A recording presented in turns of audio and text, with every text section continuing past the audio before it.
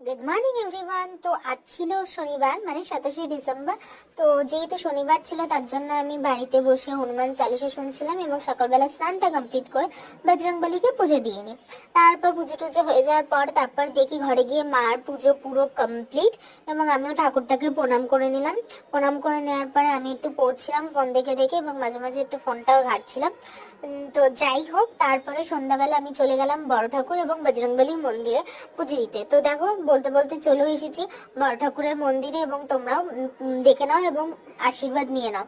তারপর এখানে বড় ঠাকুরের মন্দিরে জানো তো, শনিবার দিন তিলের তেল বা সর্ষের তেলের প্রদীপ জ্বালানো কিন্তু অত্যন্তই শুভ।